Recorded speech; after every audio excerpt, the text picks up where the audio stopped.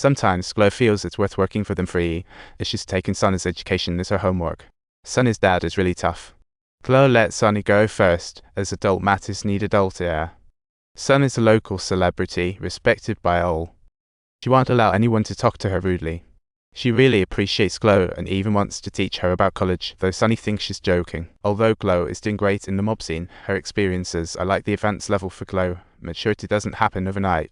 The little ones need time to grow up. Seeing just one car and a few bucks left, Glow tossed all her baseball cards because Sunny already warned him that real stars don't pay attention to him. Subtitles. Sunny was laughing just like a little child, completely unprepared for the fact that the knowledge he had taught would ultimately turn into a weapon used against himself.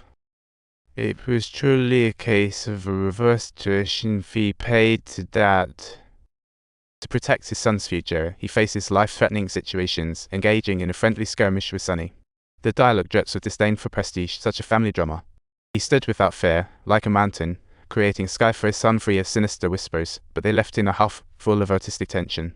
Glow wanted to reclaim his little treasure chest and hoped to pick up odd jobs here, while his dad advised him to keep his distance from Sunny, or he might regret it later in life.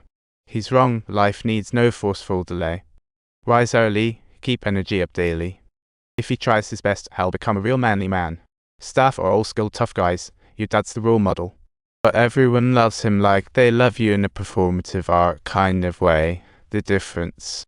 People love him yet fear him, there's a distinction. Built world resembles a complex puzzle. As children, we see things as black and white. After navigating life's game, Yao find tricks abound like a magician. Dad apologized for his harshness. Sunny watched silently, and thereafter, Dad and Sunny had the peaceful split. Glow didn't take his advice and ended up closer to Sunny, like a mischievous little kitten wanting to sneak into the bar and quietly say hi to Sunny. Don't talk to him anymore, he repeated 4 times. It felt like teaching him ancient Chinese, too tough. Time flies, and in a blink, 8 years passed. Glow hit his rebellious phase, while Sunny's power skyrocketed like a rocket. Dad remained the honest cab driver, day in and day out, while Glow emulated Sunny, secretly creating his own club. Their daily routines included teasing pretty girls by the roadside or mocking passers-by, and Glow's values clashed completely with those of his friends. He disapproved of friends' rash treatment of people of color. Besides, they posed no real threat. Sunny sees Glow and wants to run, using the same old excuses. Glow's frustrated, but there's nothing he can do about it. The non-pairs are just a bargain lovers. Dad honked the horn, waving him to jump in for a ride, thinking just sitting on the other side would. Yet Dad still called him over like when he was little, and Glow scoffed at the old songs on the radio, but those were Dad's favorites. In the car, he met a girl. They instantly clicked like old friends. Unfortunately, she happened to be a miss of color. She was strikingly beautiful, her elegance masked all flaws in Glow's eyes. The bus rolled into the neighborhood, and it was finally her stop. Glow really wanted to ask for her name, but due to racial issues, he didn't have the courage. After she got off, he bumped into a guy who owed him. This time, he vowed not to let off and teach the guy a lesson. His men enjoyed the show, but Sunny called him back. The underlings jeered him to give the debtor a good beating. Only Sunny understood that foolish loyalty is given by thugs and advised Glow that violence isn't the best solution to problems. If $20 can rid your life of annoying people, isn't it a bargain? They'll never bother you again.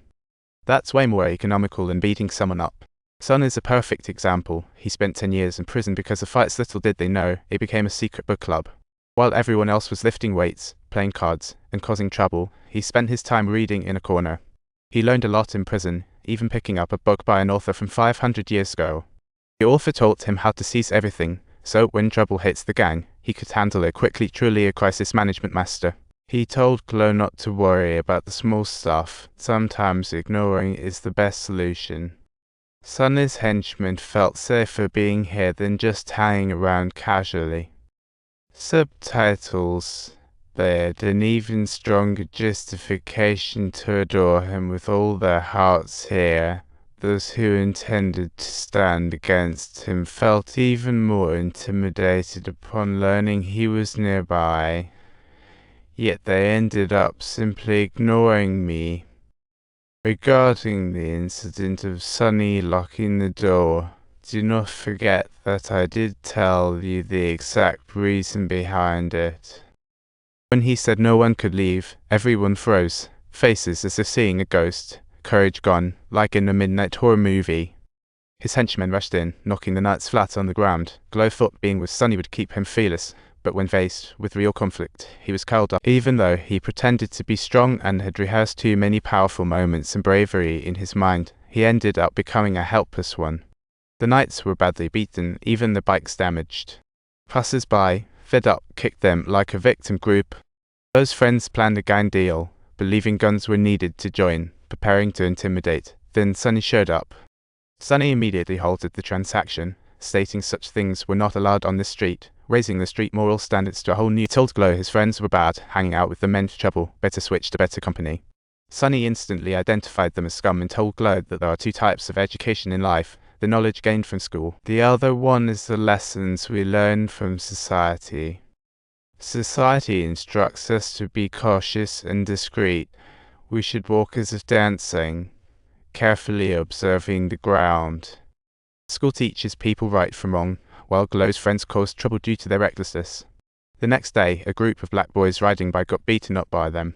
With strong egos, they wouldn't allow anyone on their turf. Glow recalled Sun's words not to do bad things with friends, yet he feared losing face in front of them. So he acted in front of his friends, saying, "I won't hurt them," but his brothers were already in a killing frenzy, ready to go. Glow used all his strength to stop one, but it led to the death of a black boy. An old man nearby warned them that cops were coming, and only then did they relax. Glow accompanied his dad to a boxing match.